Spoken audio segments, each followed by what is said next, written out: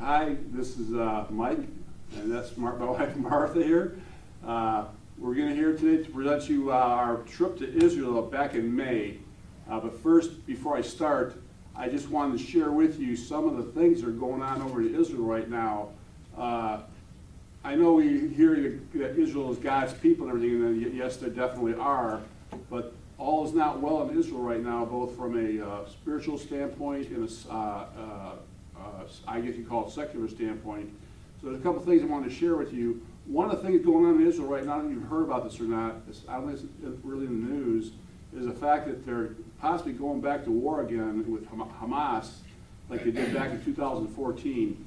There's a guy by the name of Joel Rosenberg. He puts out a blog that he's, I believe he's a Jew, he lives in Israel, and I wanted to share that blog with you about what he has to say about this whole situation right now. I'll go through that with you.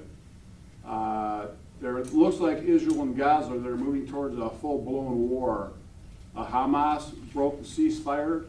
There's 200 plus rockets and mortars fired at Israel since last Wednesday.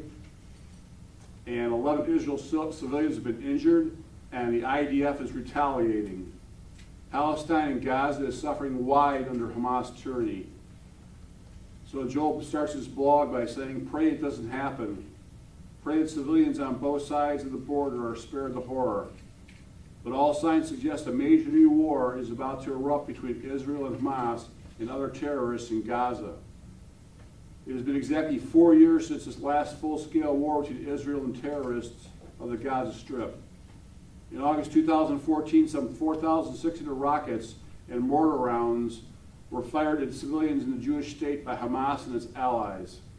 The Israeli military retaliated fiercely, bombarding the Strip with hundreds of strikes on terrorist facilities. IDF ground forces made numerous incursions into the Strip.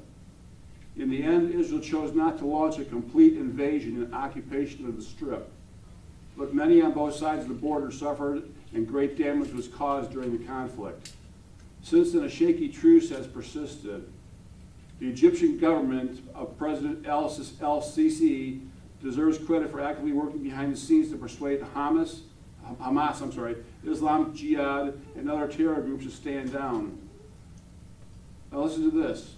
In 2015, there were only 21 rocket and mortar attacks from Gaza. 21. In 2016, there were only 15 rocket and mortar attacks. In 2017, there were 35. Yet in 2018, there has been dramatic escalation. May 29th, more than 70 rockets and mortar rounds were fired at Israel. June 20th, at least 45 rockets and mortar rounds were fired at Israel. July 14th and 15th, more than 200 rockets and mortar rounds were fired at Israel. And just this last week, as of noon local time here on August 9th, there have been more than 200 rocket and mortar attacks since the evening of the 8th. The Iron Dome has interrupted 30 rockets so far. The IDF has attacked 150 terrorist sites in Gaza. Tens of thousands of Israelis have spent most of the night in bomb shelters, and at least 11 Israeli citizens have been wounded, and 9 have been treated for shock. What's more, since May, there have been more than 450 fires in southern Israel caused by terrorists lighting kites and balloons on fire and sending them over the border to destroy forests and farmland. Some 7,500 dunams, I guess that must be the Israeli term for acres, that's about 1,800 acres, of Israeli land has been scorched in the relentless attacks, causing millions of dollars in damage. In March, Hamas leaders called for some 100,000 Gaza Strip residents to engage in 6 weeks of mass demonstrations along the Israeli border as Jewish families gear up for the Passover holiday. In April, Hamas leader Yahya Sinwar vowed that his sources would breach the borders, head to Jerusalem, and pray at Al-Aqsa, the mosque on Temple Mount. He added, "We are going to Jerusalem, millions of martyrs." Then Sinwar openly vowed on Al Jazeera television that the purpose of the protest was to storm into Israel and kill Jewish civilians. "We will take down the border with Israel, and we will tear out their hearts from their bodies," he declared. Tens of thousands of Palestinians turned out for the protests, though not 100,000, massing close to the security fence. While many of the demonstrators have been peaceful, they have provided cover for dozens of terrorists to repeatedly race to the security fence, try to set off explosives in hopes of creating large gaps which terrorists could flood into the civilian communities of southern Israel. Hamas leader Sinwar openly declared he wanted to see hundreds of thousands of Palestinians storming through the fence. Thus, IDF soldiers charged with safeguarding the border have fired upon such attackers, killing or injuring 80% of whom have been proven to be known terrorists. Have you ever heard of this in the news? Did you ever hear this? No. Just goes to show you what, the world's against Israel right now. So far, Israel officials have chosen not to mobilize reservists and launch a full-scale ground war and air operation against Gaza. But Hamas and their terror allies are clearly trying to provoke such a war. Why? That is anyone's guess. These evil leaders are determined to rob, kill, and destroy. They have trapped, enslaved really, the people of Gaza in a brutish environment. But it doesn't have to be this way. The Palestinian people of Gaza have priceless beachfront property along the Mediterranean. They have smart, industrious people. They have natural gas reserves right off the coast that form petroleum. Wait, 1 minute.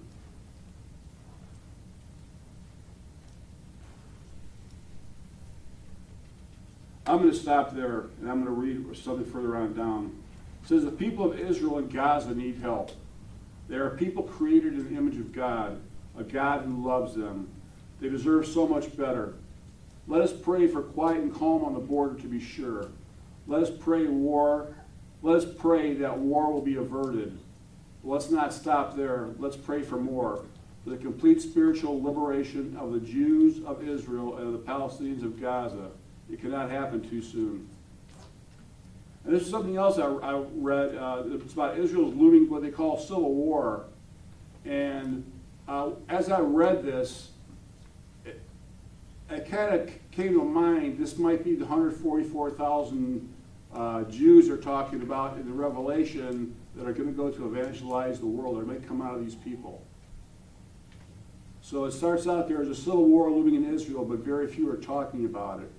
I'm not referring to the potential of a civil war between Israelis and Palestinians, nor am I referring to a war with bombs and guns and knives. I'm referring to an ideological war that has the potential of tearing the nation in half. It's a war between ultra-Orthodox Jews and liberal Israelis. The rift is large and growing, and it was underscored by the conflict recently between LGBT activists and ultra-Orthodox rabbis. But first, some important demographics. This is where this was brought to my mind. Ultra-Orthodox Jews, called Haredim, are the fastest growing segment in Israel, currently making up roughly 15% of the Jewish population. And based on current birth rates, the Haredim could make up more than 1/3 of the total Jewish population of Israel by mid-century. As explained in 2016, Haredim made up just 9.9% of the Jewish population in 2009. By 2014, that figure had risen to 11.1%. And by 2024, the study predicts Haredim will make up 14% of the Israeli population, rising to 19% by 2039 and 27% by 2059. At that point, Haredim will be a whopping 35% of the total Jewish population, outnumbering the secular, traditional religious, and religious sectors. But there's more to the story. Israel is a very fragile democracy what I mean though is it takes a coalition of various parties to lead a nation. It's not as simple as electing the president as they do in our country. Instead, Israelis vote for parties which are led by individuals. Various parties then work together to get a total of 61 seats in the Knesset, which is their parliament. In the last election in 2015, Prime Minister Netanyahu's party, Likud, got most seats. But in total, Likud only won 30 seats, meaning that it had to work together with other parties to reach the magic number of 61.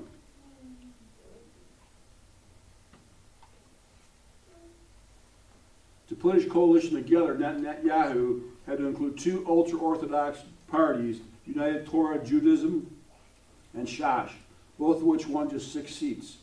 But they are major power brokers in the government with a disproportionate influence, since Likud could not govern without them. Despite their small size, they can demand special benefits, including government support so more of their men can devote themselves to day and night Torah study, along with exemption from serving in the military. What makes this even more interesting is that many Haredim are anti-Zionist. Their leaders opposed the modern state of Israel before 1948, feeling that it was up, listen to this, it was up to the Messiah to regather the exiles and reestablish the nation. A secular Jewish state would be an abomination in God's sight. Israel established by man rather than God would increase world anti-Semitism. To this day, most Haredim do not celebrate Israel's Independence Day. Some actually mourn.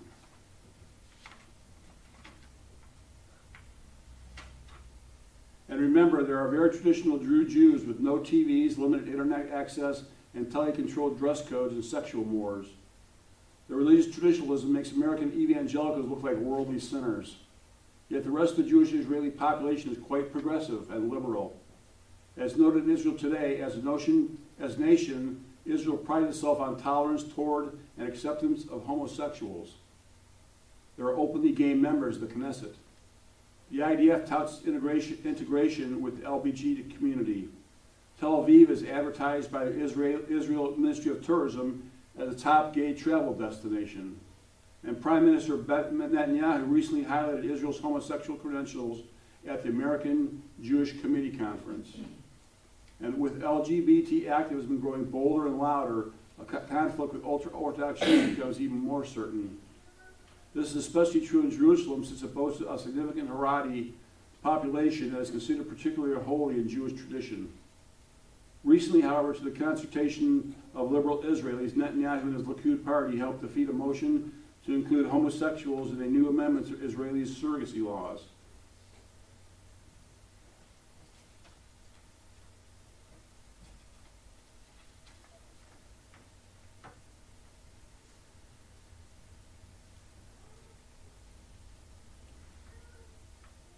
I will read the rest of this. In conclusion, I guess you could say the tensions are very high right now in Israel between the secular Israelis and the ultra-Orthodox Jews. And they could soon reach a boiling point as the secular population of Israel leans more and more to the left, and the Haredim lean more and more to the right, while they also continue to grow more in numbers and power. So for those of us who pray for the well-being of the nation, this is something to keep in prayer. So that's all I got for that. Now let's go into the Israel trip. Turn them off. Yeah. What's been a call to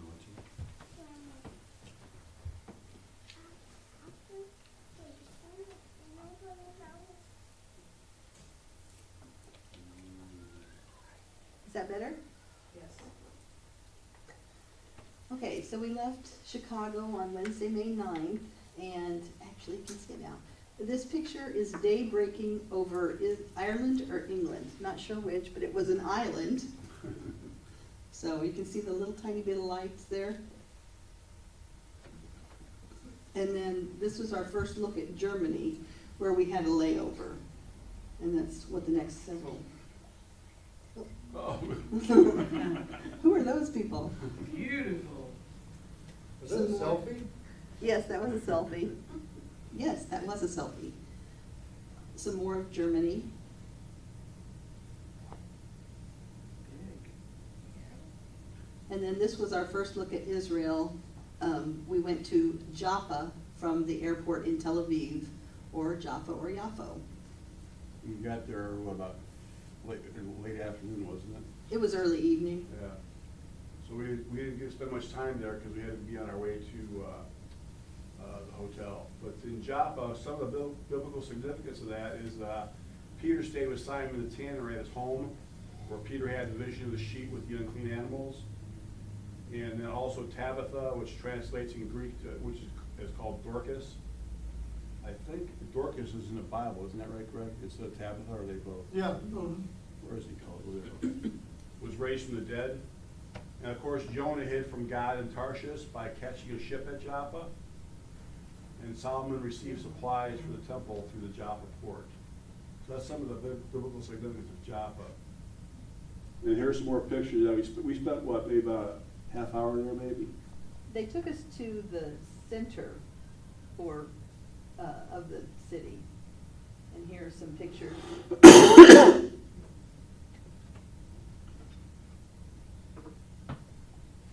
And then you can see here, there's the Mediterranean Sea, right on it. That picture. Martha knows more about these pictures than I do.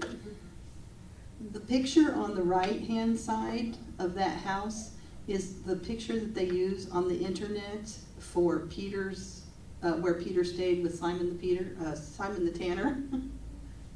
So, but probably under there about 15 layers. Because everything's built on top of each other.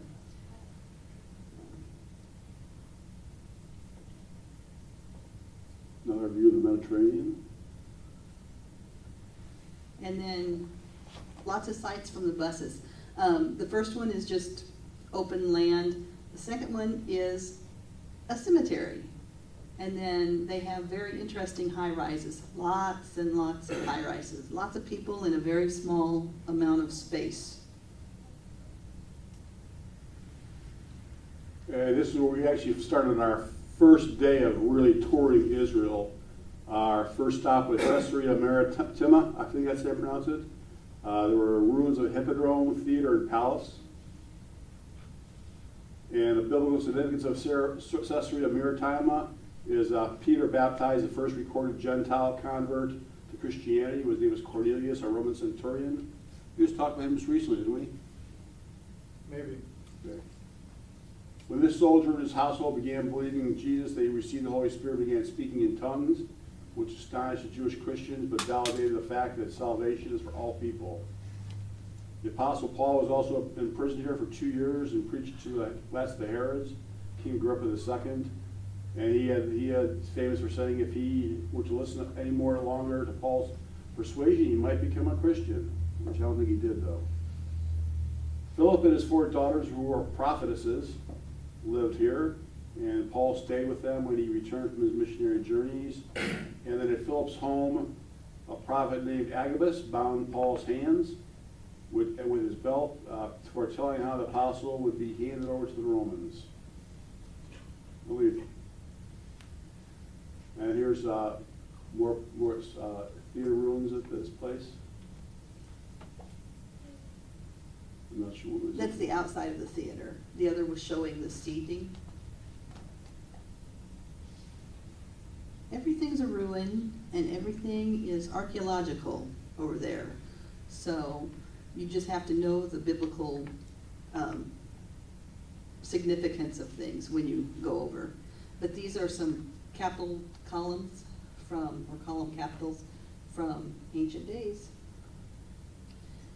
A mosaic floor in the palace part of the ruins. And this is the hole where Paul was held. Allegedly. And this is a Roman well. I have this thing for ironwork. You'll see lots of ironwork pictures. And this is a hippodrome. And I did not know that a hippodrome is where they had chariot races. So it's like a racetrack that had seating on one side and the ocean was on, or the sea was on the other side. And they were having, it was very close to Independence Day or whatever they celebrate over there. And so they were gathering there for a celebration. We saw many school children being led in parades like to this area of Caesarea. And then they started gathering here in the Hippodrome. And this is more of the theater seating and a sarcophagus, stone sarcophagus, which is where you put a body, Dead person. a dead person. And that's more of around the theater, and then Roman statuary from the 1st and 2nd century probably. And then our second stop was the remains of a Roman aqueduct that brought water from Mount Carmel down to Caesarea Maritima, the fresh water.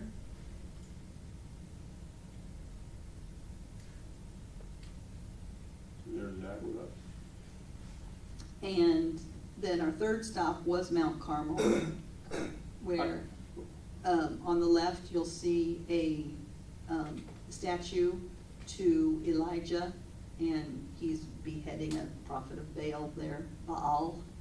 And then a selfie of us overlooking the valley of Armageddon, or Megiddo.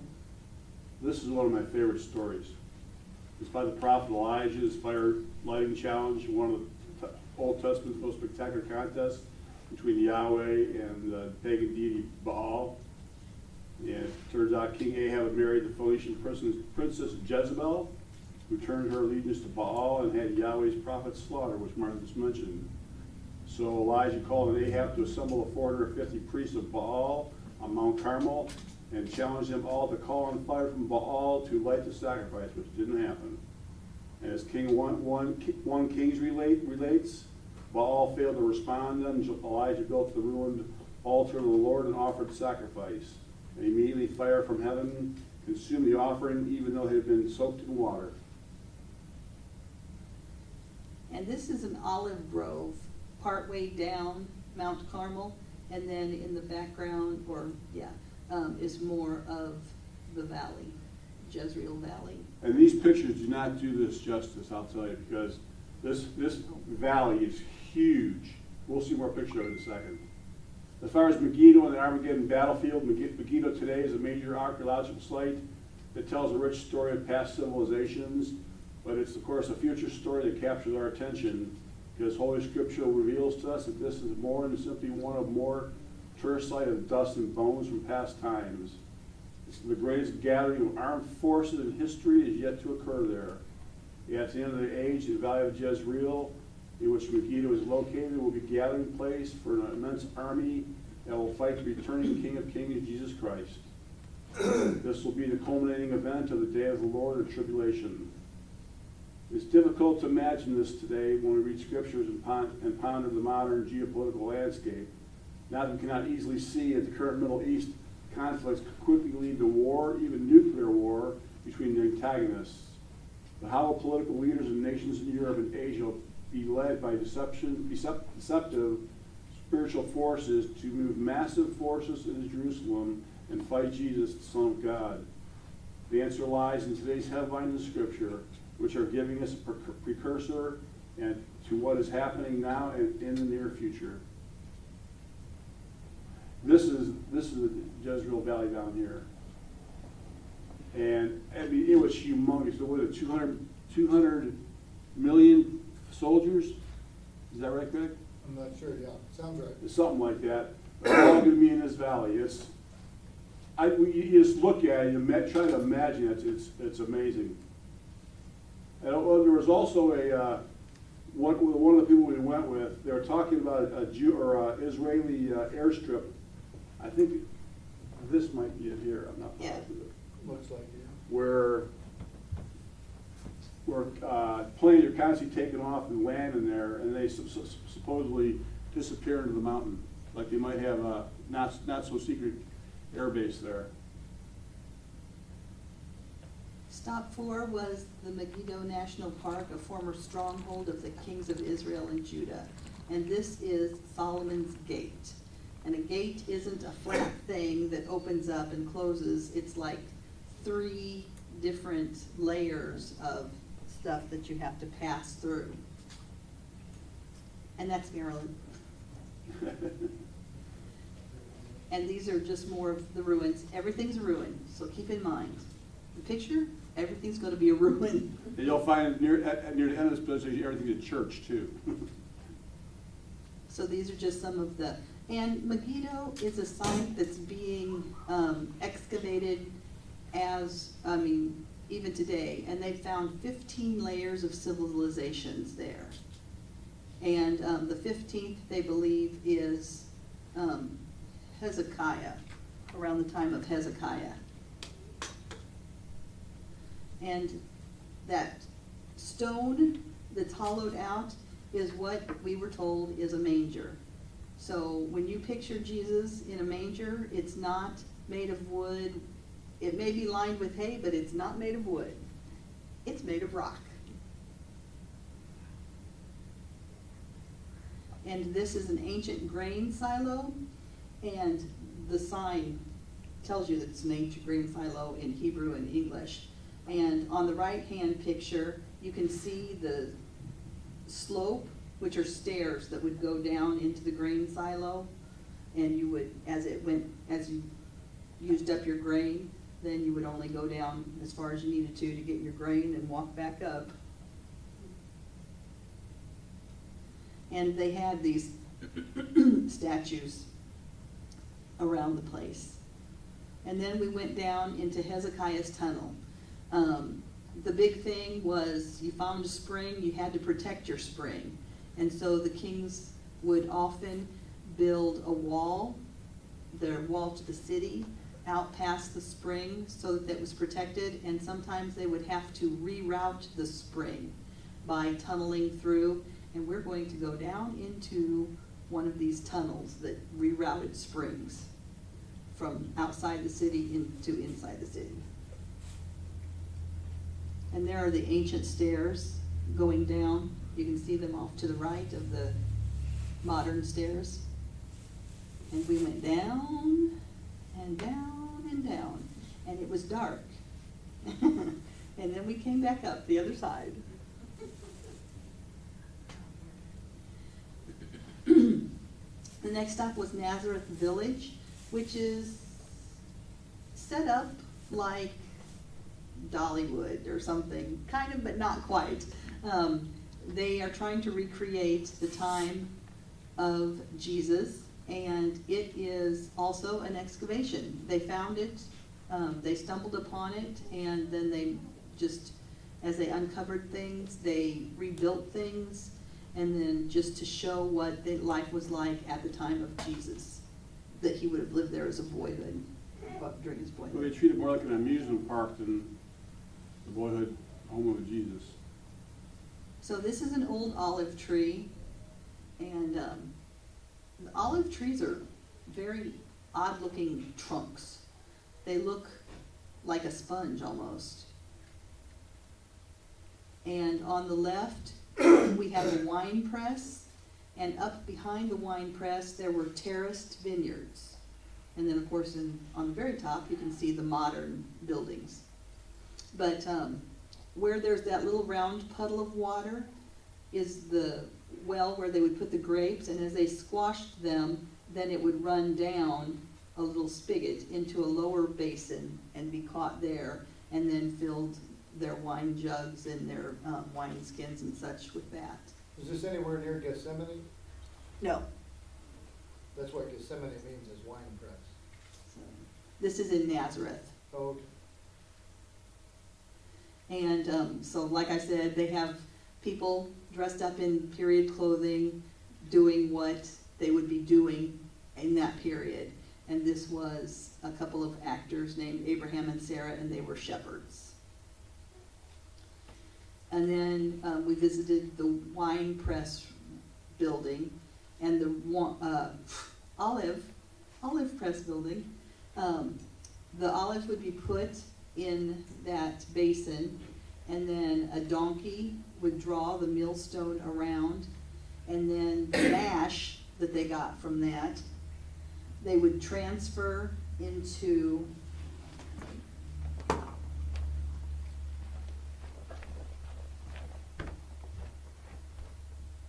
these things right here.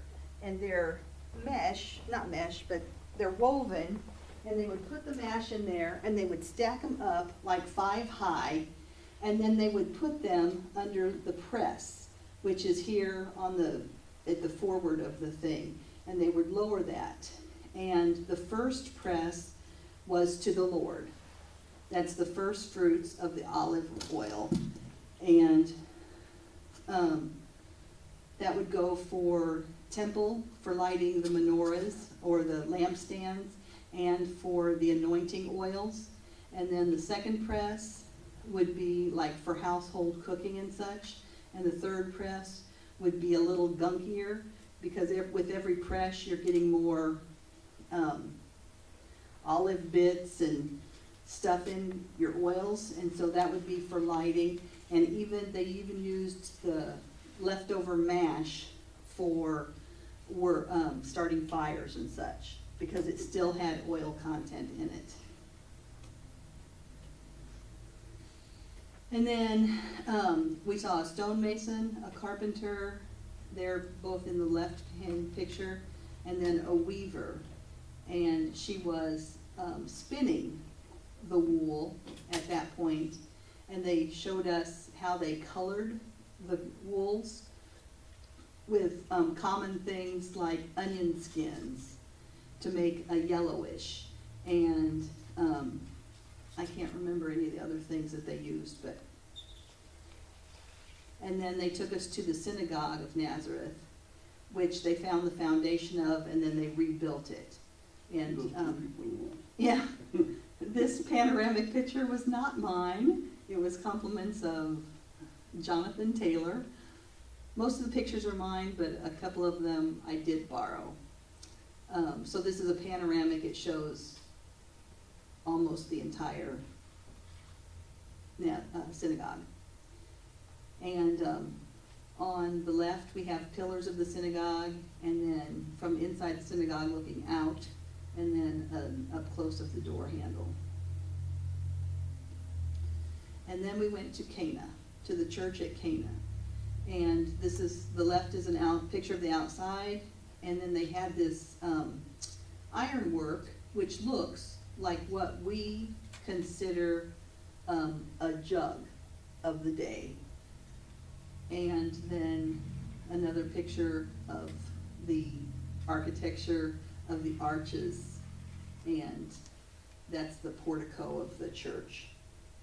And inside the church, they took us down into this basement room, and they said that this is what the jug would have been that they used when Jesus turned water into wine at the wedding in Cana. People were going nuts over this. I have no idea why. This was also Jonathan's picture because he was tall and he could take a picture over all of the Indian pilgrims who were visiting. And these are just some of the scenery or buildings around Galilee. Everything is very tight and tall. And if you notice on the right-hand picture, the spire, that would indicate that that would be an Islamic section of wherever we were, because that would be their tower outside their mosque.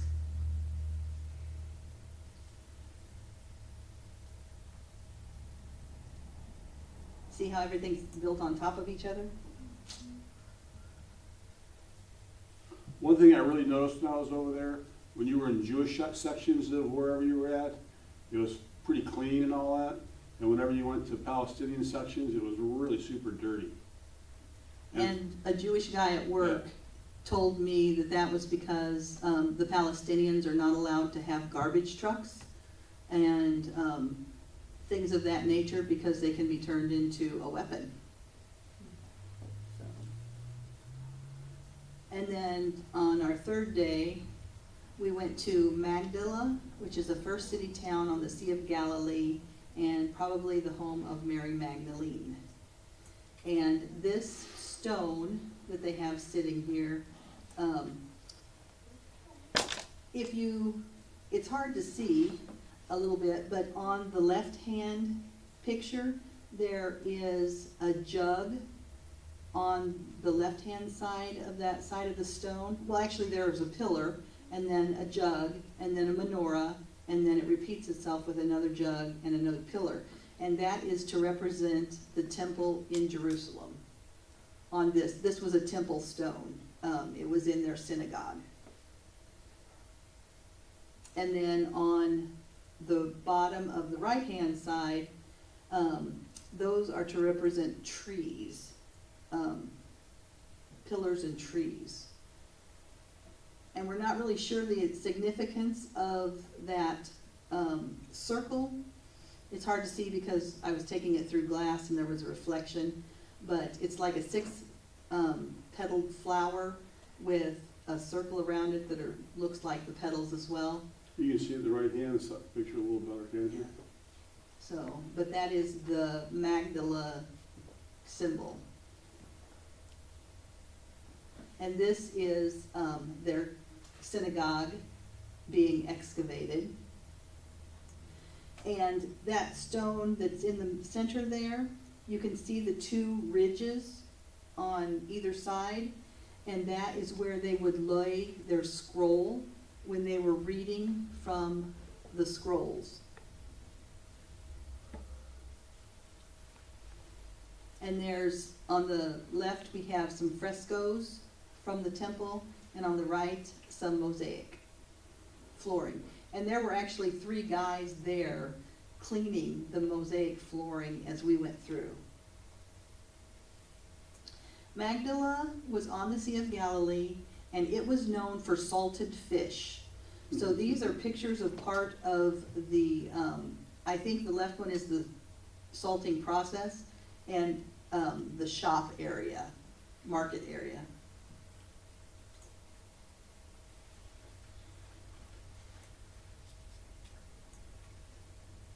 Everything is ruined, everything's an excavation. Down the walkway from the excavation part, some Catholic section had built a church, and we walked down to that. And for some reason, they told us the significance, but I don't remember what it was. There would be an olive tree, then a palm tree, then an olive tree, then a palm tree, all the way down this walk. And I actually saw some of the olive trees had olives on them, so that's what the picture on the right is of.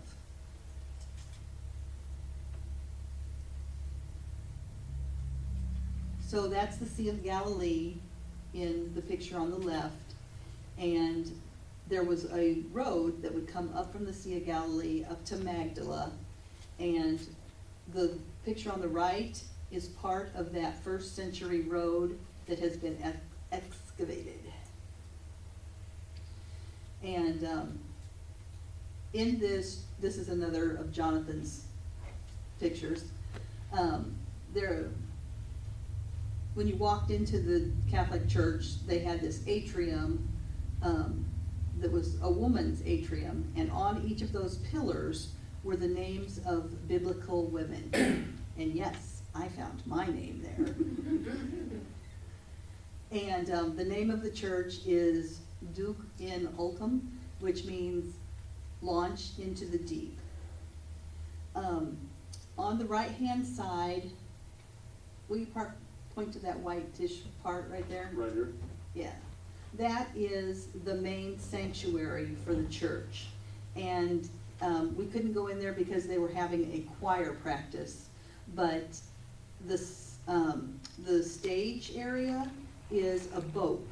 And there's a reflecting pond behind, just outside the glass. And so, and the floor is a blue mosaic, so that it looked like you were standing in a boat preaching when you're preaching there. And then on the 4 corners of the building, there were little chapels that had mosaics depicting Bible verses. And the first one that I walked into was Matthew 14:30. But seeing the wind, he became frightened and began to sink and cried out, "Lord, save me." So it's Peter walking on water and then losing sight of Christ or doubting and going down. And another one of them was him telling the people that the apostles, that he would make them fishers of men. And another one was the healing of the temple official's child.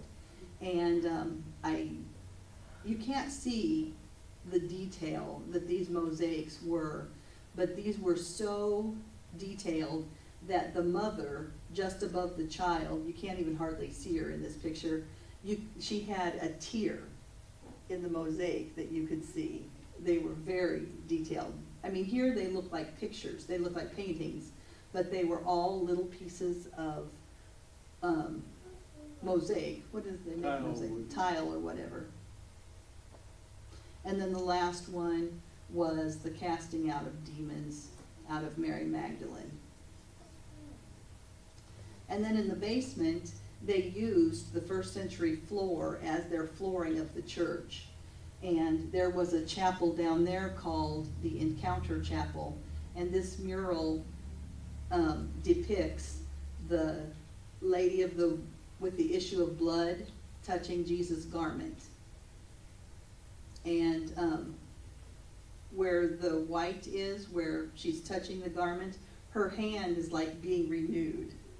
It's like she's like almost losing age. But Okay, then on day 3, stop 2, we stopped at the Mount of Beatitudes. And of course, we don't know where the exact site is known, but it's also known as Mount Eremos, which is believed to be the setting for Jesus' most famous sermon, and perhaps the most famous sermon ever given by anyone, the Sermon on the Mount, which can be found in Matthew 5:1 through 7:28.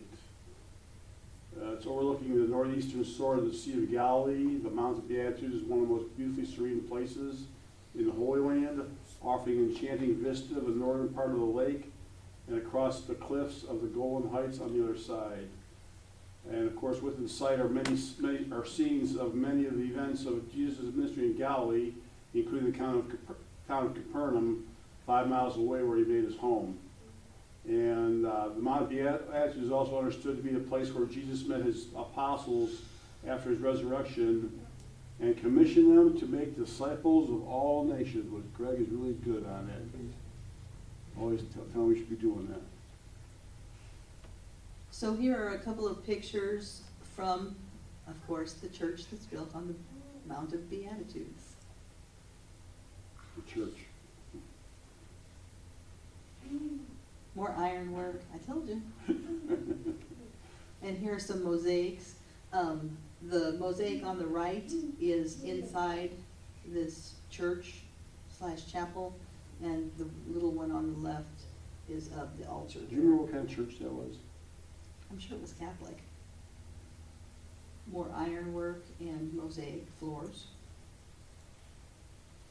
Some of the flora. And then we went to Capernaum, and the sign on the left tells us that that's the town of Jesus, and the statue is of Peter.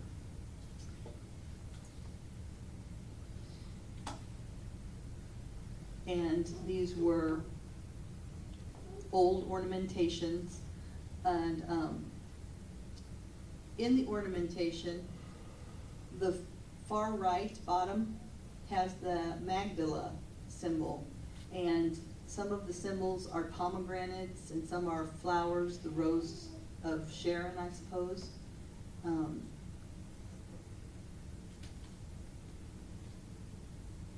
And then Capernaum was also known for the making of millstones, so there was a millstone display.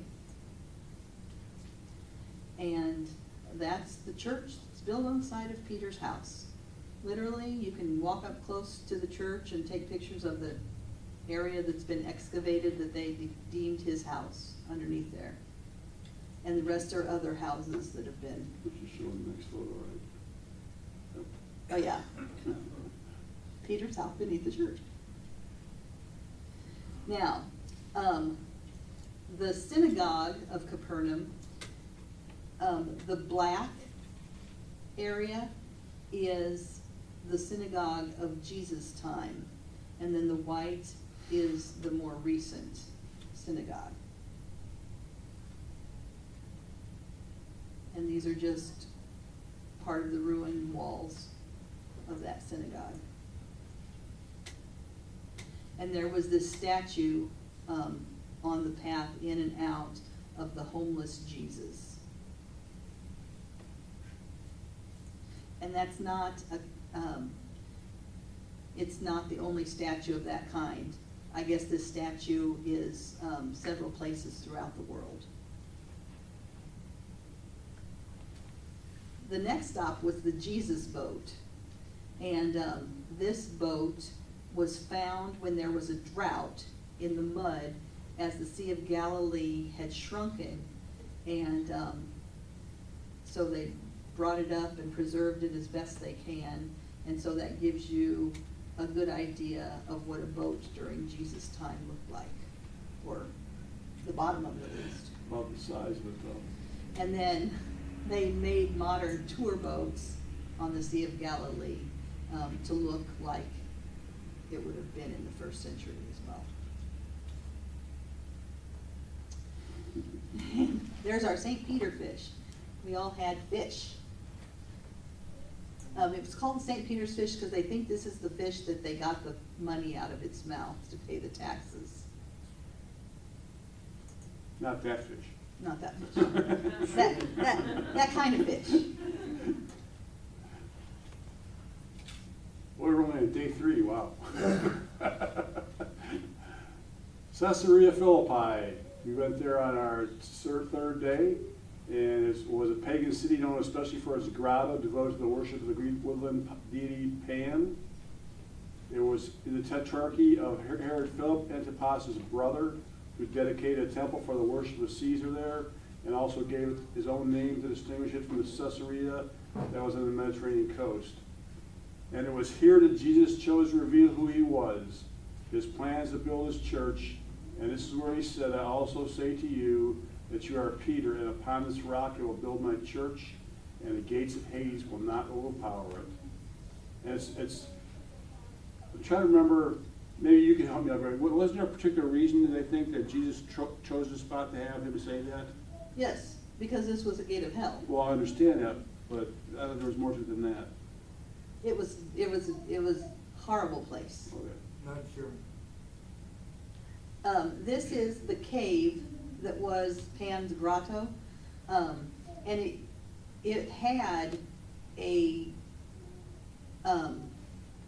well in it, a spring. I don't know what you'd call it. It was supposed to be very deep with water. They filled it all in. So, and they used to do human sacrifices there, mostly of children. And these are some of the ruins of the temples that were there. I think there were 3 temples there. And they were all next to each other, just coming out of the rock, face.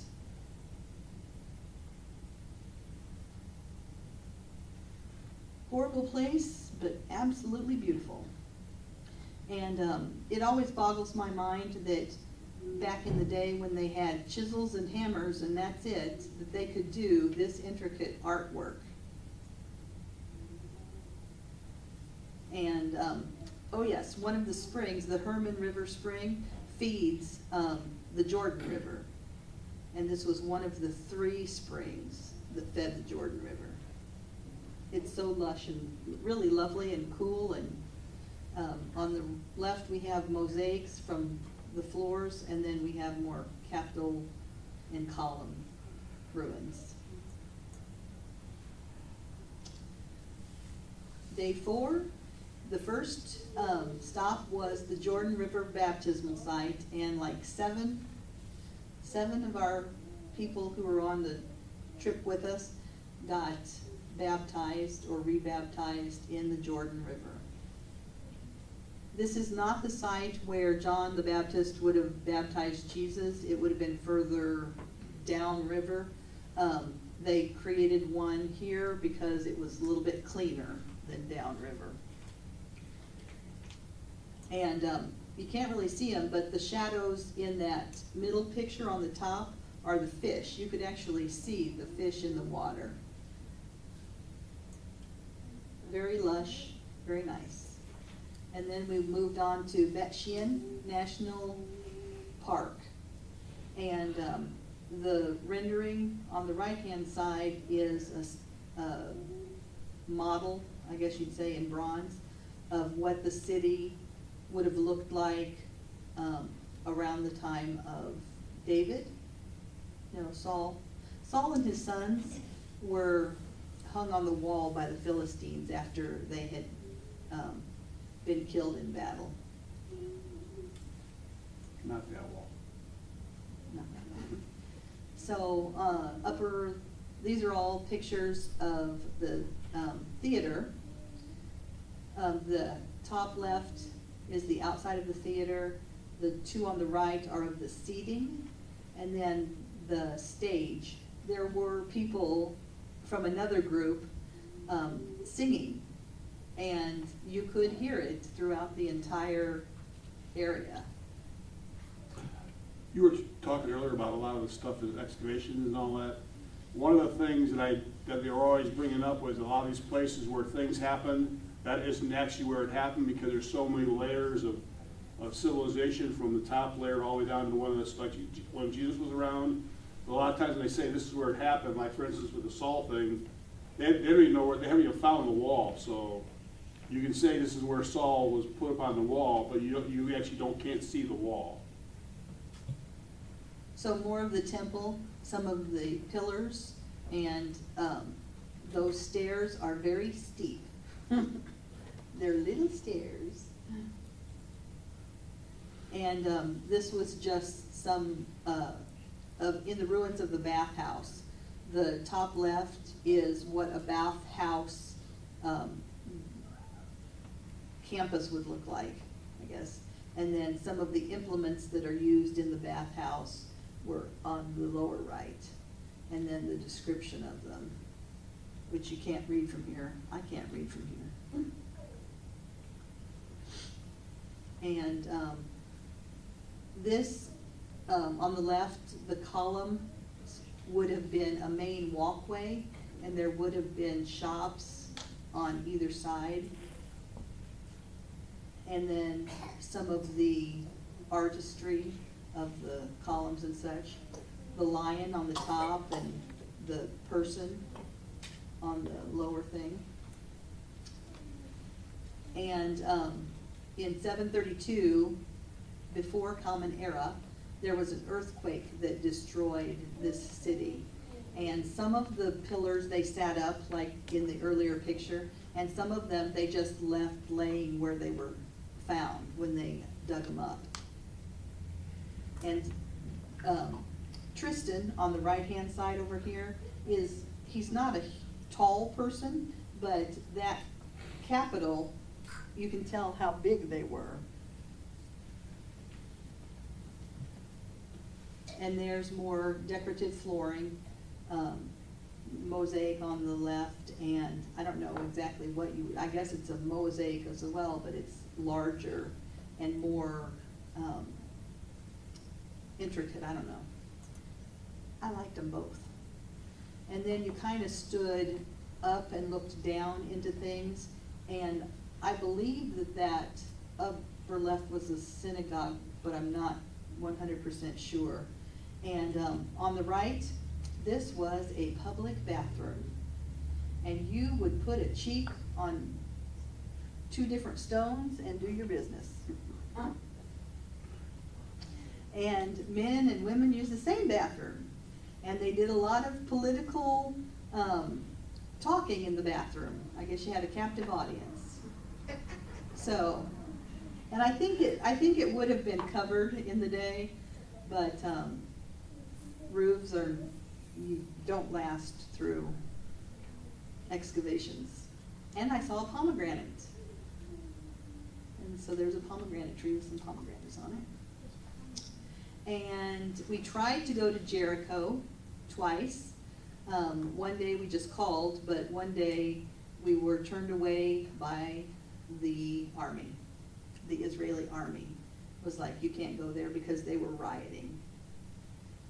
They were rioting the move of the embassy to Jerusalem, or just in Israel's Independence Day. Which was actually dedicated while we were there. Day 4, we went to Qumran, the area where the Dead Sea Scrolls were discovered. And so the left is a picture of what the cave would have looked like with the jars the scrolls were kept in. And on the right, do you see the dark area about a third of the way in? That would have been a cave. And the story goes that a shepherd lost a sheep in this area, and he was throwing stones into the caves to see if he could scare up his sheep, and he heard a stone hit an earthenware vessel and break it. And that's how the Dead Sea Scrolls were discovered back in the 50s, 47, I think it was. 47?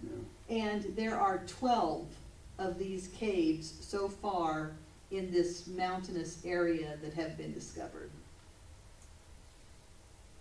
And that's us. And, oh, there's another picture of a cave, the dark spot on the right-hand picture, and on the left-hand picture in the lower side.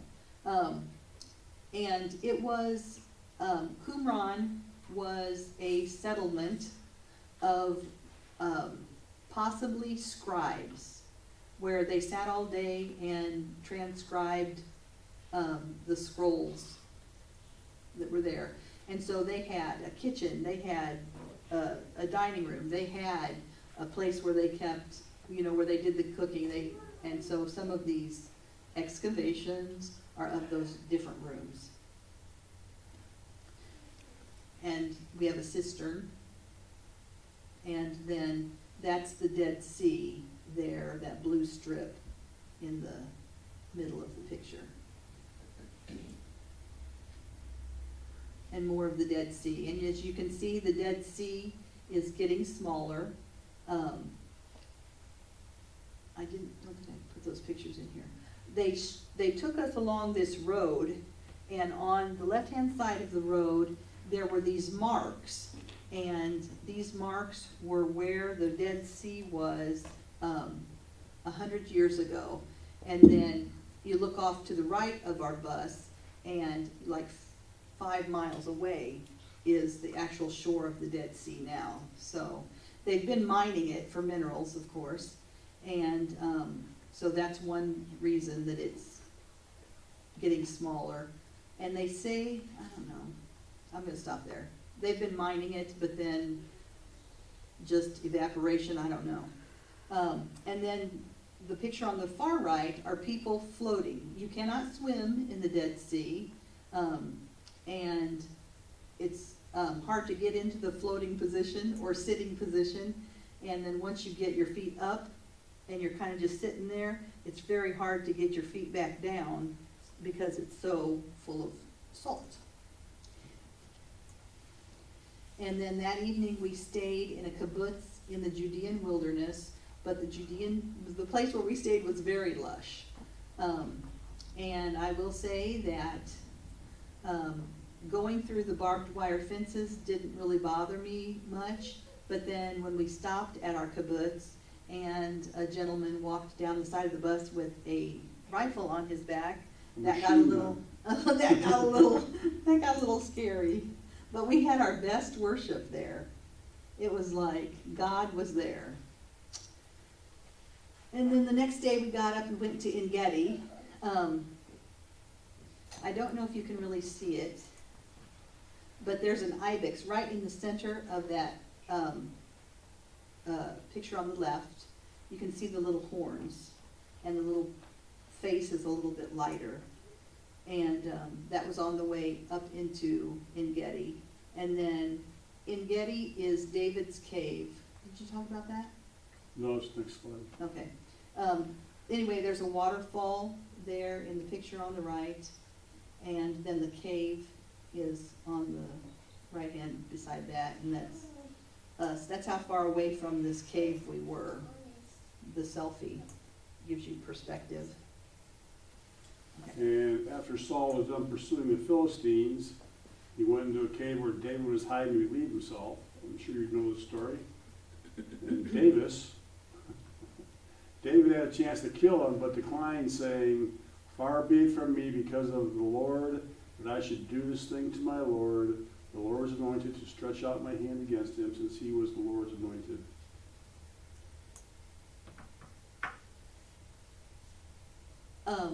And this, I love that tree that's a vine growing on the side of the building. And then there were some mosaics set on the floor inside that building, which was where you went through to get to the viewing area. And then we went to Masada. And Masada has had a movie made of it. I didn't know that. A long time ago, yeah, in the seventies. I haven't seen it either. Masada is up on top of that, what I would call a butte, in the left-hand picture. And the way we got there, you can walk up. They have this path called the Snake Trail that takes you several hours to snake up the side of that mountain over there, or you can get on a tram and you're up there in 2 minutes. Yeah, what Masada has to do with is decades after Jesus' death, zealots engineered a revolt against Rome, and the uprising was brutally stamped out and ended with Jerusalem's destruction in 70 AD. And the survivors fled to Masada, and the excavated remains of Masada become a national symbol for all Israelis. And there was about 900 of them and held out to the year 73.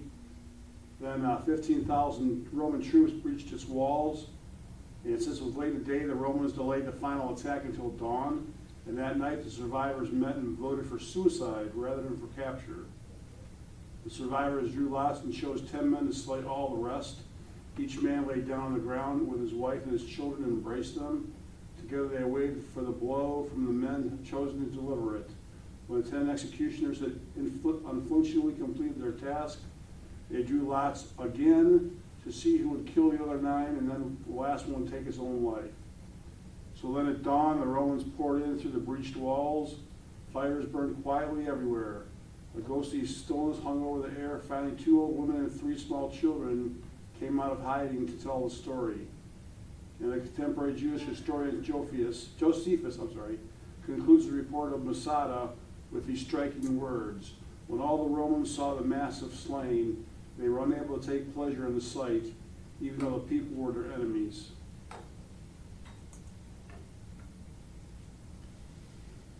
So these are pictures from the top, or the 3 of them are.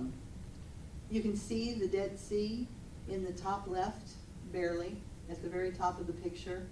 The Romans then made, I don't know how that worked. Were the Romans there after the Jews? I don't know.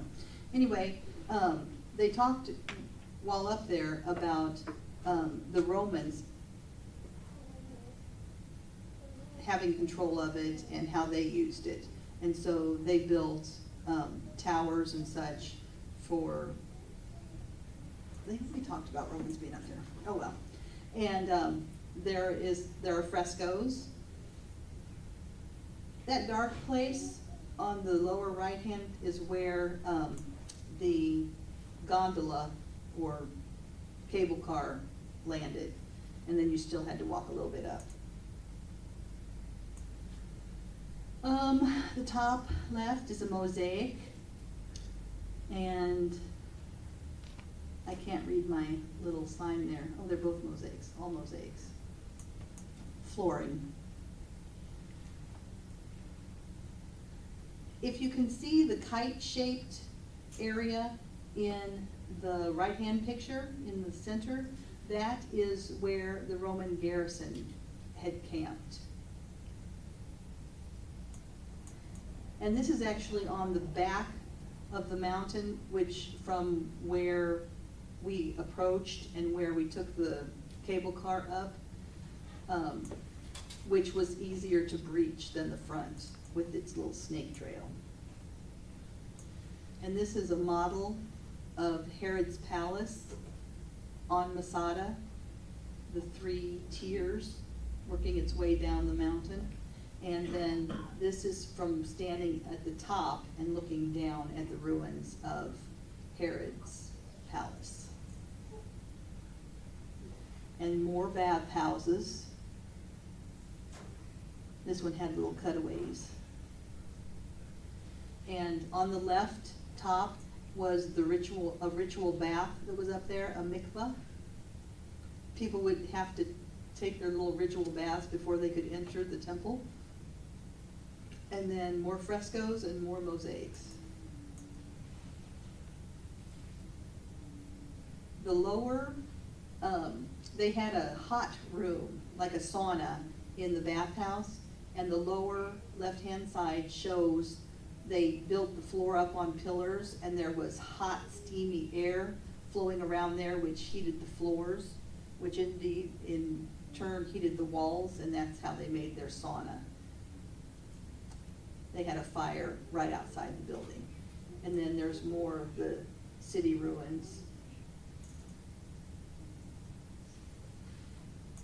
And then day 5, Go ahead, we did sifting of Temple Mount fill. Palestinians had taken 400 truckloads of fill from beneath the Temple Mound and just dumped it in the Kidron Valley. And then the Jewish government took over and started sifting it. And 2 things. One was Martha was a superstar this day because I'll let you take the glory. In one of our buckets, we found the part of a jar handle that was from the first temple period. Wow. And then the other thing is too, this is the sifting project I was telling you just a couple weeks ago about, Greg, where they found evidence of, I think it was David and Solomon's, do you remember what I said? Has something to do with David and Solomon's, actually verify what it says in the Bible about David and Solomon, I think it was. And they discovered artifacts that prove that at this sifting project. This is the Turkish wall that now encloses part of Jerusalem. A lot of Jerusalem is on the outskirts of these walls now, but walled cities, something I don't understand being from the United States. And yet everybody don't want us to build walls here.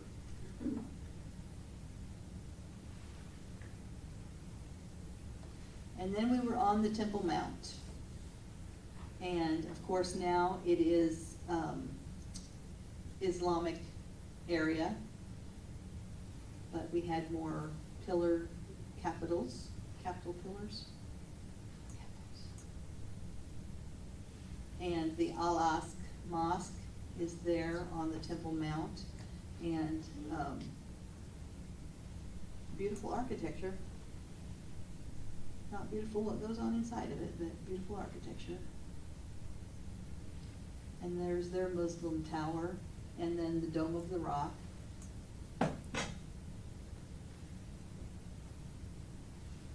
And this is the bottom left shows a gate, and that is called the Golden Gate. And this is the interior of the gate. And so they have arches on both sides. And this middle picture, you can't see it, but down there in the shadow, under a tarp, is Solomon's, what were they? Solomon's? Pillars, wasn't it? Not pillars. Solomon Gate? No, it was, was it wood? What's a rafter called? Solomon's, I don't know. Porch?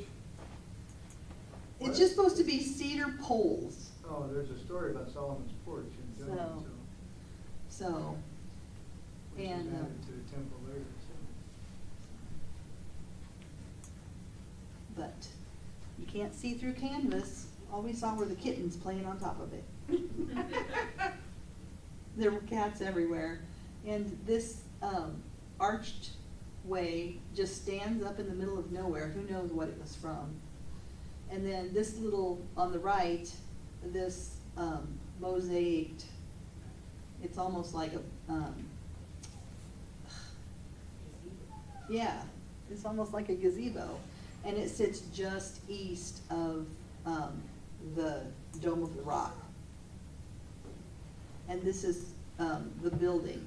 This marble is just incredible that's on the outside of the Dome of the Rock building. And pillars. And the intricate carving on the top of that dome, it's just amazing. I have no idea what the significance of it is, and being Islamic in nature, I can't imagine that it's good, but it certainly is beautiful. I guess that Satan, he's an angel of light, isn't he?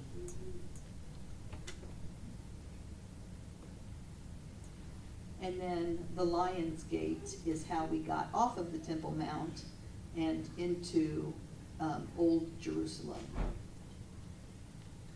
And the gate originally only had 2 openings. You would come in and you would have to make an immediate 90-degree turn to the left. But they've opened it up so that it goes straight through one way and then has an entrance onto the Temple Mount.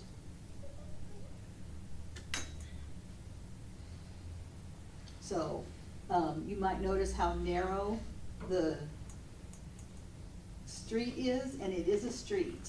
It is for pedestrians, it is for vehicles and motorbikes. It's for, everybody shares the same thing. And we went to Bethesda, and the pools are quite a bit set down. They've built on top of old things, and so it's hard to tell where exactly things that we would have been concerned about, or interested in, how deep they were, if we could even see them, and then a couple of ornate doors that I liked. And we went into the Church of St. Anne's, and Anne's the Mother of Mary, but it was a church built next to the excavation of the pools of Bethesda.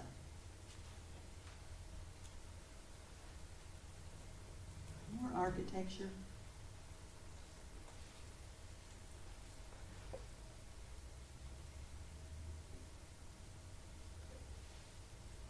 Oh, our tour guide seemed to think because we were Christians, we wanted to go to the Stations of the Cross, which we didn't. But we went anyway. So Church of the Flagellation was one of those places that it's like, why are we here?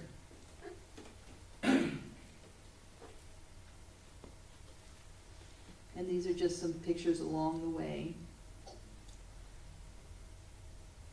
We walked the Via Dolorosa. That's where most of the Stations of the Cross are. The way of suffering, the path that Christ might have taken.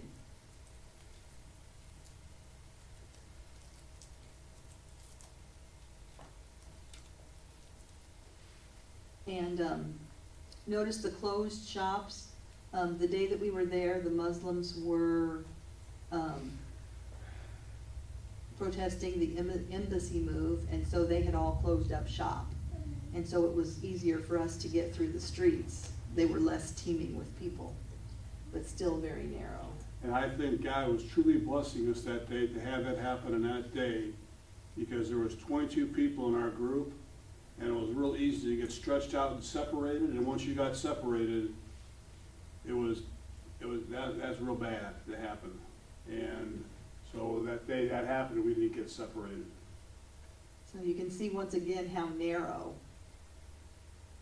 the thing is. I mean, you can get 3 people wide, and that's what you had for a street, a sidewalk, everything.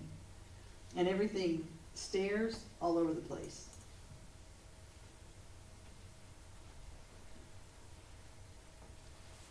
And a lot of the were covered up. They were, the streets or alleyways or whatever we were, they were covered, and then some were open.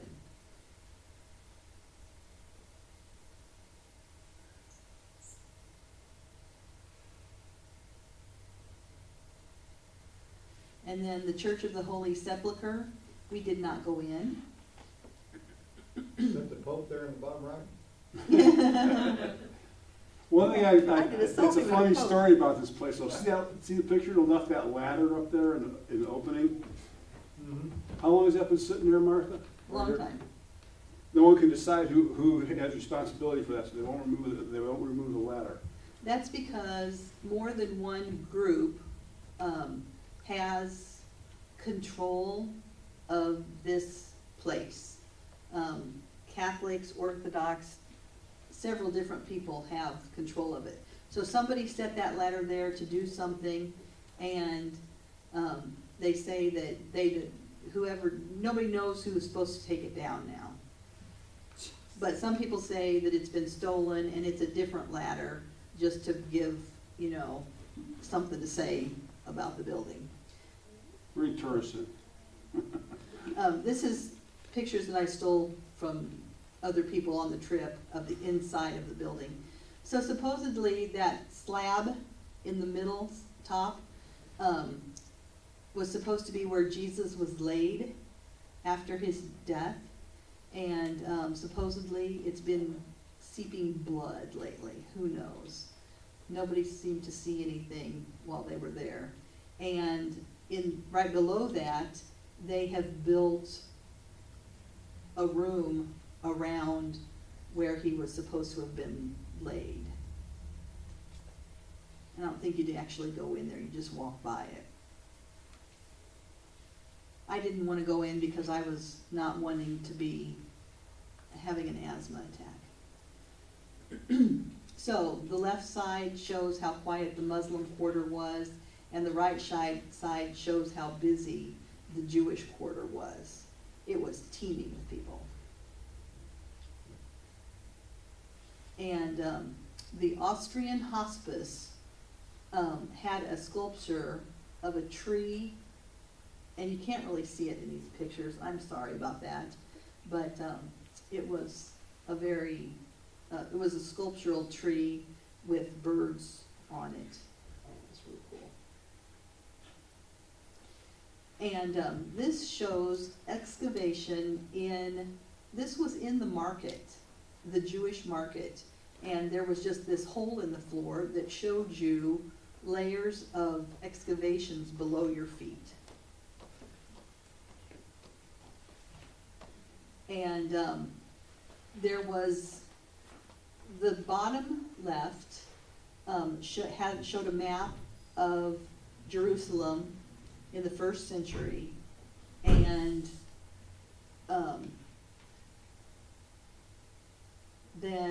that was part of the wall today. I guess that was part of the old wall, actually, the rubble at the bottom, and then the newer wall, and then Jerusalem still beyond that as well, yes. And the wall would have been up to the height of the one on the right, the blue line that you can see with the 2 boards by it. That's how tall the wall would have been. And we heard children playing. There was a park or a playground or a preschool or something on the other side of the wall. And our tour guide had pointed out to us the prophecy in Zechariah 8, verse 5, and the streets of the city will be filled with boys and girls playing in its streets. And we could hear the laughter and the voices of the children playing across from us. And more pictures of the city. And we finally got to sit down. What was that? And the Pope. We walked 7 miles this day. We did over 52,000 steps. Wow. We averaged 5 miles a day walking. Every day? Every day, yep. We were so happy to sit down on this particular day. And he did happy to sit down.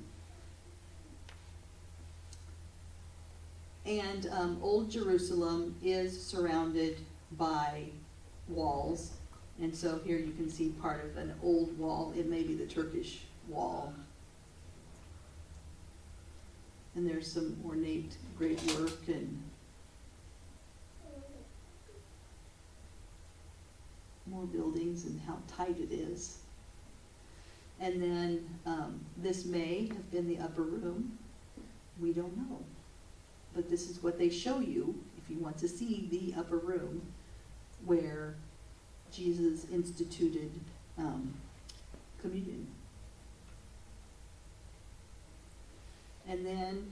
David's tomb is actually within a synagogue. And I did not take a picture on the women's side, but somebody took a picture on the men's side. So that's supposed to be David's tomb. And then they took us to the cemetery where Schindler from Schindler's List is buried, but we got there 5 minutes too late, so the gate was locked. And then we walked to Caiaphas's house, which guess what? Has a church. And the trial of Jesus is depicted on the church doors, and there's a statue there of Rooster. Peter's denial. Huh? Is that a rooster? Yeah, up on Yes, top. a rooster's up on top, and there's a charcoal fire down there, and a little soldier and a servant girl, and Peter. You know, some say the trumpet that blew in the city was called the rooster, because you weren't allowed to have roosters in the city. Hmm. And then they took us to an underground cave, which would have been a pit where Jesus may have been held. And we had a scripture reading down there. And then that's part of the church. We They didn't. love their churches there. Some churches you can go in and some you can't. So, and then we went to the Holocaust Museum, and of course you can't take any pictures within the Holocaust Museum. And we didn't have very long, so we basically just walked through really quickly. If you got to see, if you stopped to read one of the exhibits or sit down and watch one of the little films that they do in there, you had to hurry up and skip a lot of other stuff. But then we walked through the sculpture garden. And so there's modern Jerusalem on top left, and then there's some sculptures in the garden. And then he took us to this, the lower right hand is a Polish man. Oh, I didn't put it in there. A Polish man who ran an orphanage, and he was free to go when they came to get the children for the concentration camps, but he refused to leave his children, and he went to the gas chamber with all of his boys. He was a caregiver to like 200 and some boys, I think it was, and so this is the memorial to him. And How Dave many days said, were you there? 8. we're almost done. No, I was just checking. We only have like 40 more slides. You're fine. So we started at the city of David, and it was an excavation. So there wasn't much to take pictures of, but this is standing on the site of the city of David, and it's probably close. Anyway, we're looking over across the Kidron Valley there, and you can see the layers of what used to be domiciles, and then up higher you have a modern home. It's just like they build on top of older stuff, and you can see just how close and how on top of everything things are built. So this is part of the excavations of the city of David.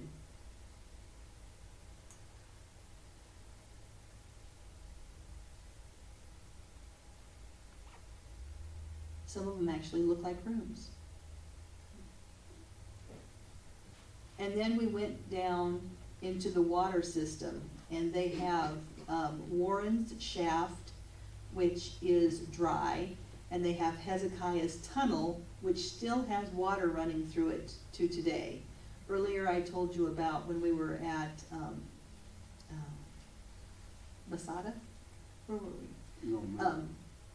Where they rerouted the water system. Well, they did the same thing here in Jerusalem, in the city of David, because the well, or the spring, was outside the city gates, so they moved it in.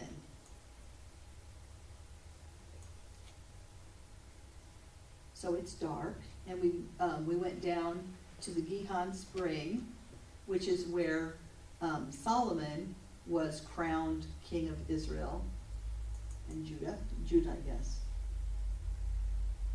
And it was very narrow. And this little thing shows how deep the water is in Hezekiah's tunnel. And it flows very fast. So no one in our group opted to do that. Opted to do what? Walk through Hezekiah's tunnel in the water. Oh, Yeah, choice of going down through Warren Shaft or Hezekiah's Tunnel. Warren Shaft is dry and longer, but Hezekiah's tunnel is swiftly flowing water that would be up to a child's chest. So this is people going through Warren's Shaft.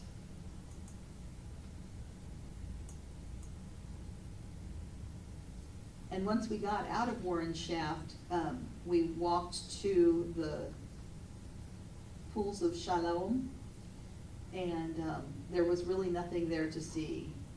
And the streets were very cobblestoned, slick, and steep. This one actually had something to hold on to most of the way, which was good. But it was also all downhill, which was good. I wouldn't want to climb it. So for some reason, this was what has been so far excavated of the pools of Siloam.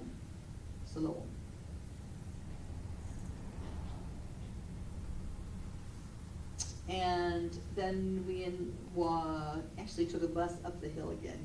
That was nice. To the western wall, where the men pray on the left and the women pray on the right. I did not approach the wall. I did not feel the necessity to. Nor did I. Because now we can come boldly to the throne of grace to obtain mercy and find grace to help. It's not there. Not a wall. The middle wall of separation has been torn down. Between the men and the women? Yes, between Oh, everybody. Between yes, I gotcha. Heaven and Yes. earth. The spiritual wall.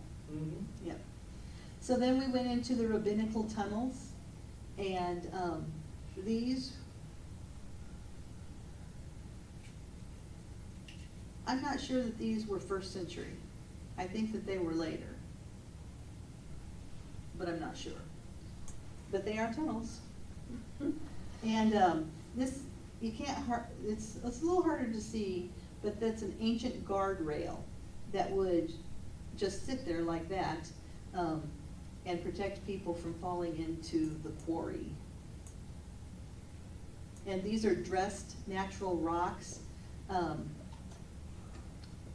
it Hezekiah? No, Herod.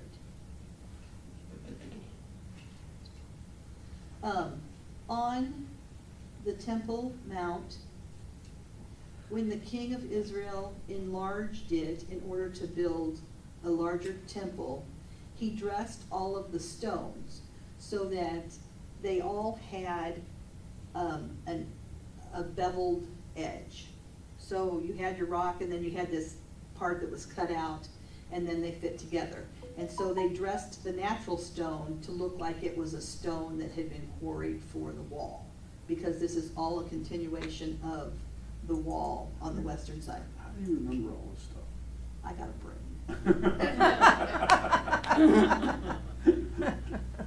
And so this is the tunnel that we were walking through, and it runs parallel, it's right up against the western wall of the Temple Mount. And it led us to where the Romans were outside of the Temple Mount, where the Romans lived. And there was a cistern there that is now covered, but it used to be open to the air, and that's where the Romans would get their water.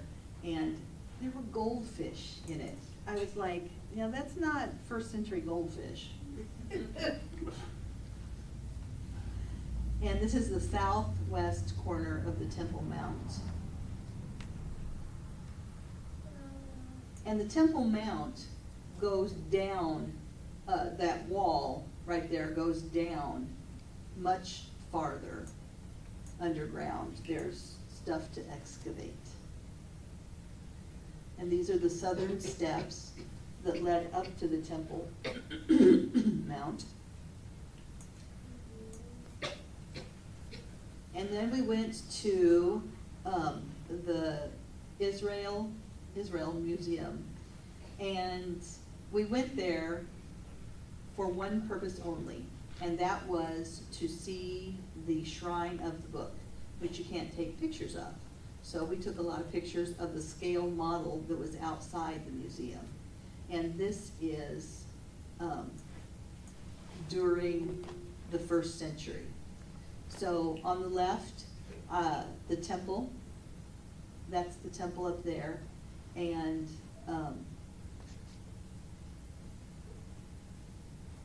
then over on the right-hand side, you see the temple up at the top on the left, and when you work your way down from that, that little strip that has a wall around it, that is considered the city of David.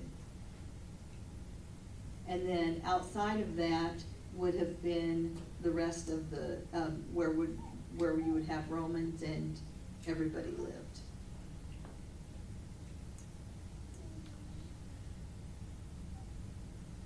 And then we took a ride out by the new embassy, and you saw these placard or little flying things everywhere. And one says, Trump, a friend of Zion. Yeah. Yeah. And the other one said something else about Trump. And I can't read it. And then there were banners that were American flags and Jewish flags flying from across streets and stuff, and then the actual embassy itself. And then that evening we had a Seder. And it was a Jesus Seder, so some of our group put on little tunics and just sat, and then the person described to us what each of the positions meant. And Jesus would have been the second person on the left in this seating arrangement, and the person who was hosting would be on the right-hand side so that he could get up and do whatever he needed to do for the serving of the meal. They didn't do what I wanted them to do, which was to talk about the significance of all the parts of the Seder. They just gave us the food and said, okay, here you go.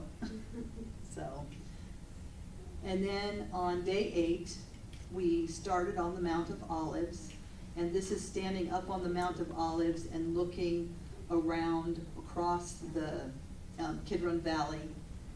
Is this the Kidron Valley right here? Yes, well, yeah, down lower. Down here? Yeah.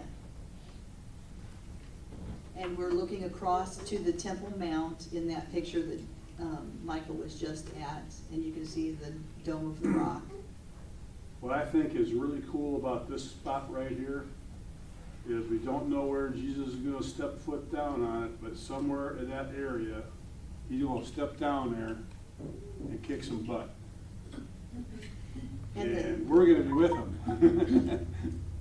The picture on the lower left-hand corner is of the southeast corner of the Temple Mount.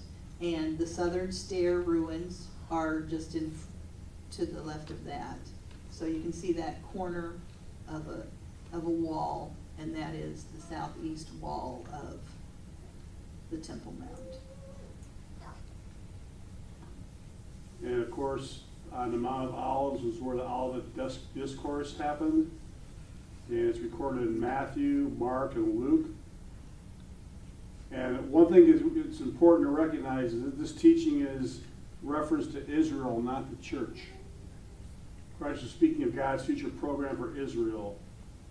So other passages to consider when studying the Olivet Discourse are Daniel 9:24 through 27, and Revelation 6:1 through 19:21, which refer to the future 7-year tribulation. God's program for the church concludes with the rapture, which is not taught in the Olivet Discourse.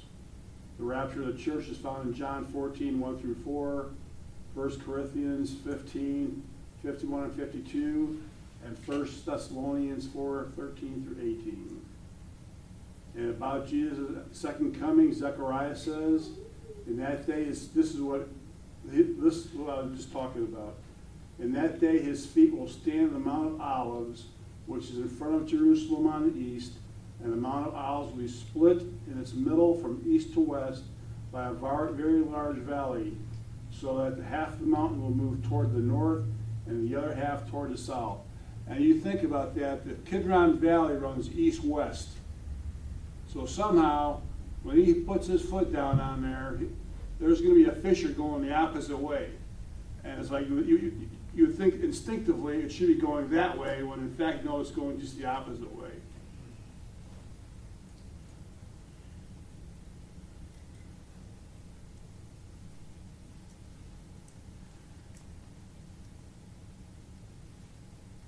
So let's see, these are what? This is another picture from the top of the Mount of Olives. And there are two churches. One is a dome on the right-hand side that's kind of hidden by trees, and then the other one is the gold onion domes. And we didn't go to the Church of Mary Magdalene, which is the gold onion domes, but we did go into the Church of Dominus Flevit. And on the way, it was steep going down, and you did a lot of that switchback walking.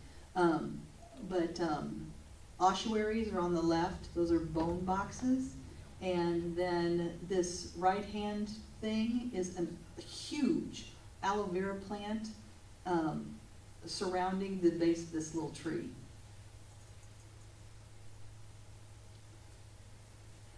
And then these are some mosaics in the floor of Dominus Flevit, and the window looks west directly toward the Temple Mound.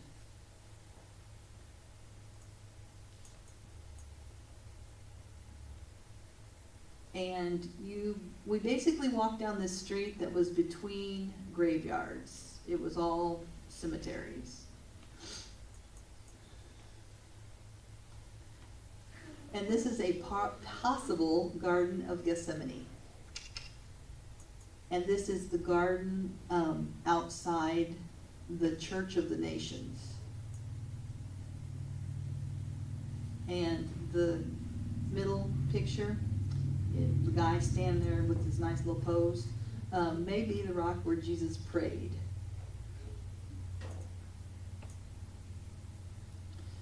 And then this is the Church of All Nations.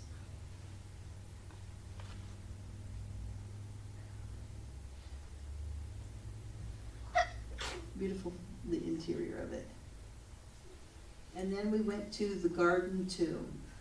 And this is run by an English organization. And the top right could be the place of the skull. And when we see pictures of Jesus' crucifixion, sometimes it has it up on top.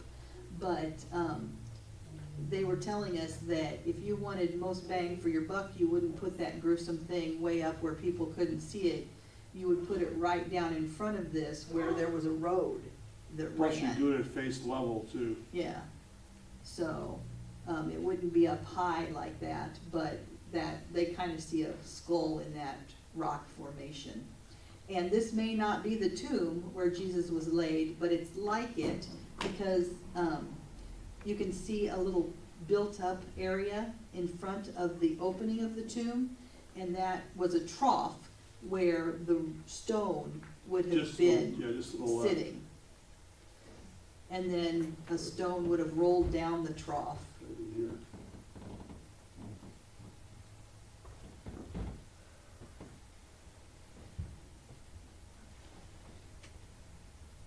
here. And then we had lunch, in this place called Tents in Shepherd's Village, just down the hill from Bethlehem. That food was good. Yeah, but none of it's recognizable. Oh, can you see, tell hummus? Hummus is what the top of the That's picture. not recognizable. Right here, that's hummus. Hummus. Yeah, but that's. I don't know what anything else was, but it all tasted good.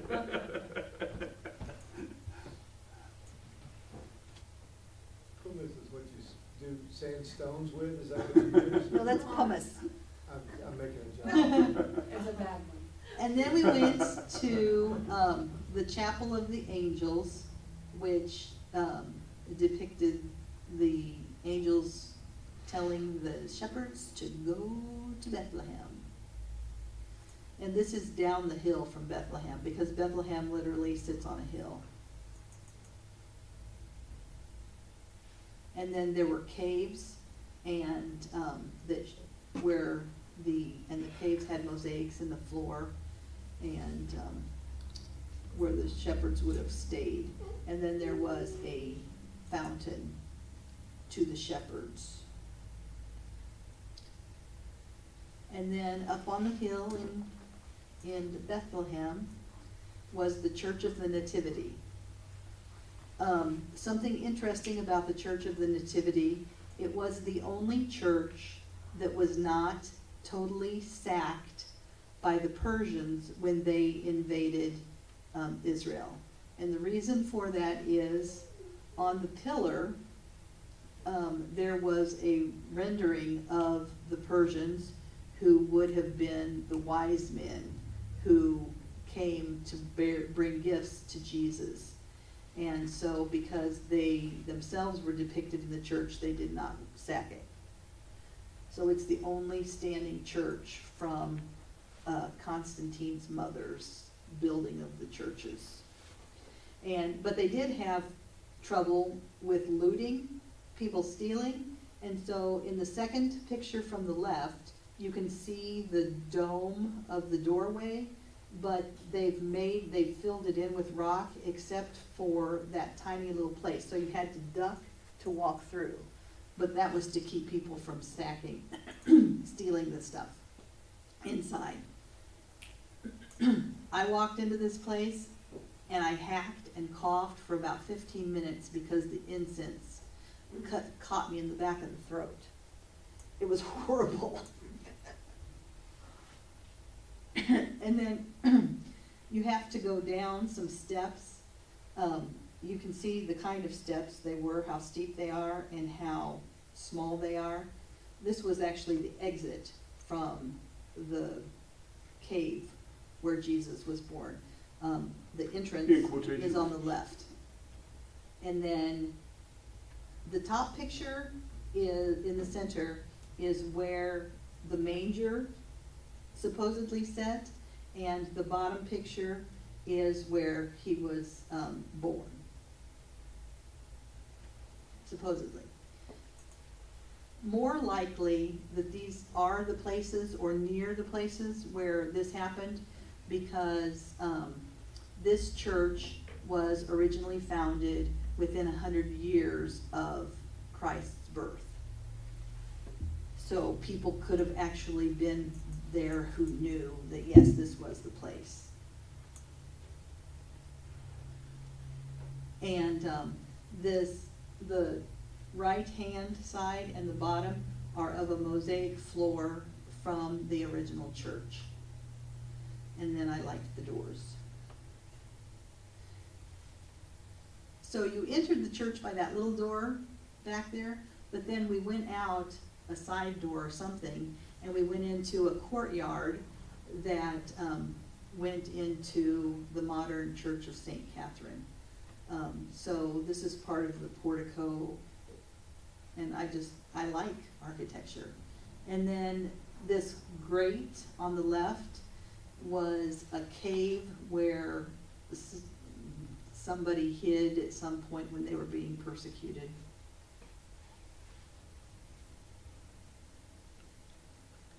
And then more of the architecture of the building.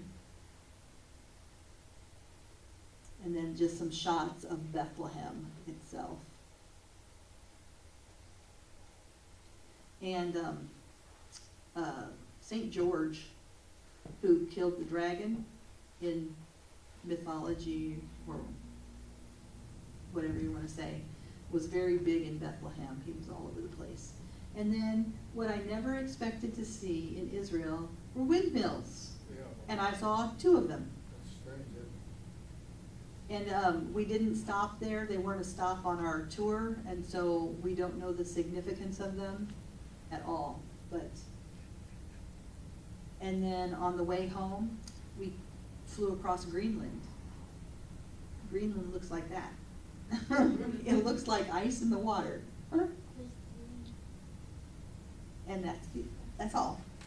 That's all we got, folks.